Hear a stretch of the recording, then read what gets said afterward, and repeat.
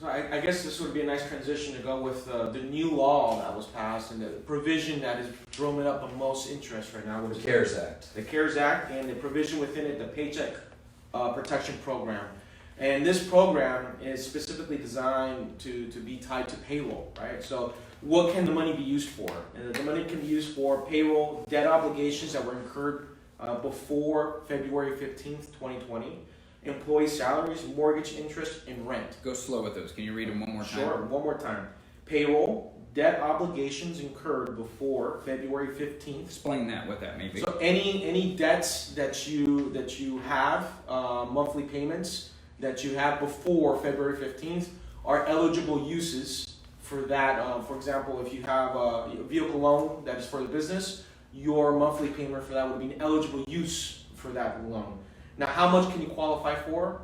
That is determined by your business's average monthly payroll, and that multiple is 2.5 times. So if your monthly payroll is $10,000, you would be eligible for $25,000 in the PPP loan. The structure of that loan is a 4% interest rate over a 10-year term.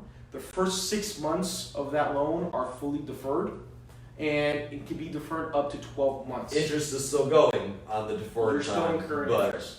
Now, the nice thing about this program, though, if the use of proceeds are used for eligible purposes, then that will be forgiven. I want to go over those eligible, forgiven, what is going to be forgiven on. You might hear it called a couple different ways. Maybe you hear it called a 7A loan. Maybe you heard it called a Paycheck Protection Program loan, or the loan that's associated with the CARES Act, or a triple P loan. Whatever it is that you hear about it, that's what we're talking about right now. So as you said, 4% fixed for 10 years. First 6 months are deferred. Now on this loan, what is going to be forgiven if you take out that loan? What will you not have to pay back or not have to pay interest on? Payroll. Any portion of that that's used for payroll will be forgiven. You're not going to have to pay that back. You're not going to have to pay interest on it.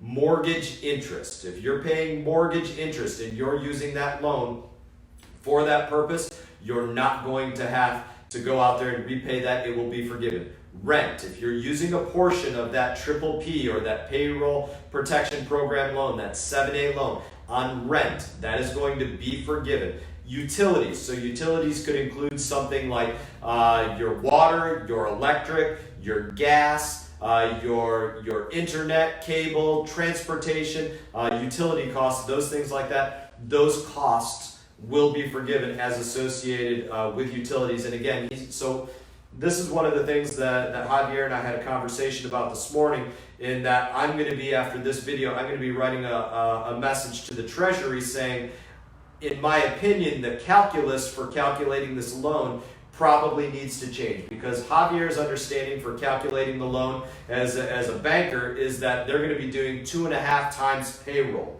So payroll, multiply it by 2.5.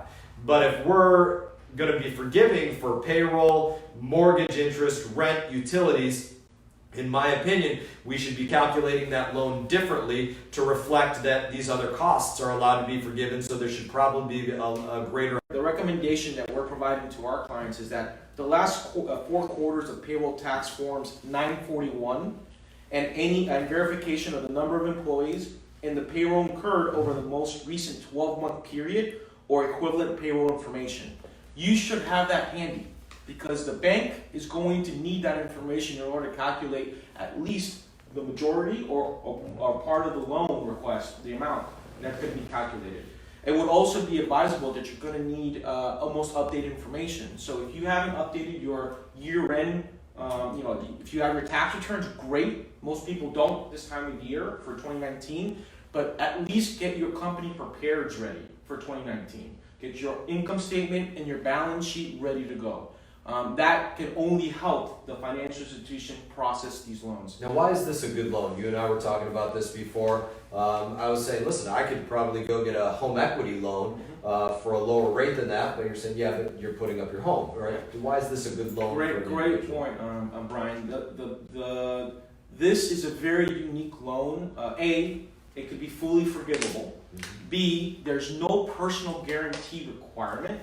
And C, there are no collateral requirements. And that's because the federal government is your guarantor for this, the SBA. Correct. So you're not going to the SBA for this triple P, this 7A loan, this Paycheck Protection Program loan. You're not going to the Small Business Administration. You're going to Javier, or you're going to Seacoast, or you're going to Harbor, or you're going to Center State. You're going to Bank of America, Citi, Wells Fargo. You're going to whatever bank to operate through that where you would normally do, and they're getting a loan guarantee from the Small Business Administration. Now, one of the places that there's an effort to speed this up is the normal process for going through a loan like this would be where a banker like Javier would try to get all of this information, all of the forms from you, and then they would send it up to the SBA, and the SBA would say, okay, check, we got everything, we're going to give you the guarantee. Mm-hmm. What's changing here is Banker Javier is going to say, okay, I need this, and this, check, and he's just saying to the SBA, I checked everything, I have everything, give me the approval. So they're cutting out the SBA having to go out there and have somebody in a limited capacity office go through and do all of those checks, because obviously it would become a very overwhelmed system very, very quickly, with not just everybody in the Treasure Coast or the Palm Beaches or Florida, but every state across the country all of a sudden reaching out. It would be overloaded very, very quickly. That's where these individual bankers are going to get to go out there and simply call up and say, this individual checked the boxes, and so give us the guarantee to expedite that process. I think we have another question. So, Congressman, there's other people coming on, and why we are here today, can you kind of give a snapshot? Yeah, so for those that have come on,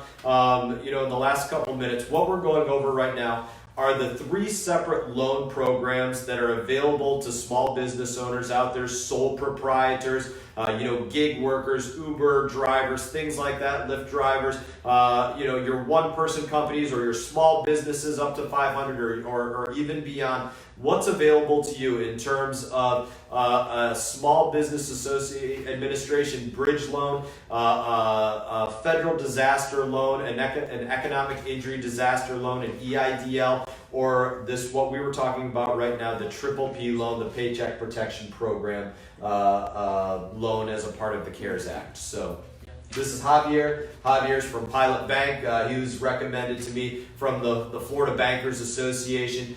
He's proven to be very knowledgeable on these loans. He's been working through these loans for people for years, and so he's giving us his best information. We're trying to make sure that you have if you're just coming out, that you have the best information available right now on what you need to do to get prepared to submit applications for these loans, to get that log on the fire and get it going.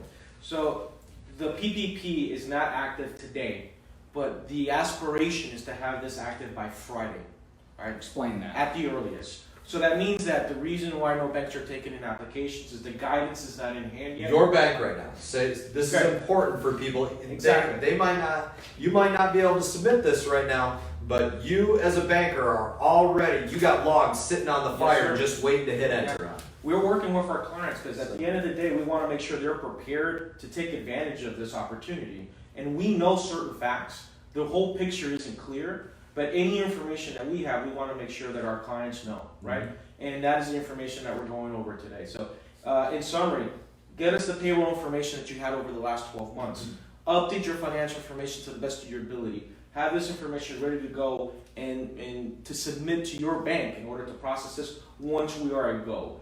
Friday is supposed to be the day when we start actually processing these loans, as long as we get that guidance in the next day or two that we need in order to make sure we're doing it the right way. Mm-hmm. That guidance that he's talking about, that's guidance coming down from the Treasury Department, Small Business Administration, on what exactly will be their banker checklist, that when they call up to the SBA, they say, all right, person from this company, they checked off these 10 boxes, so looking for that guarantee for company X. And he'll be able to say, all right, here's the go-ahead, here's your 2.5 times payroll, these things will be forgiven, payroll, mortgage interest, rent, utilities, all those utilities that I listed, those things will be forgiven. Here it goes. Javier, if I was a small business in downtown Stewart or in Fort Pierce or anywhere in the state of Florida for that matter, what packet and what information would I need to bring to my local bank?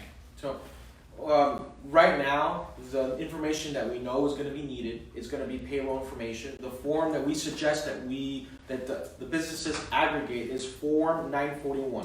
And all of this can be found at the website.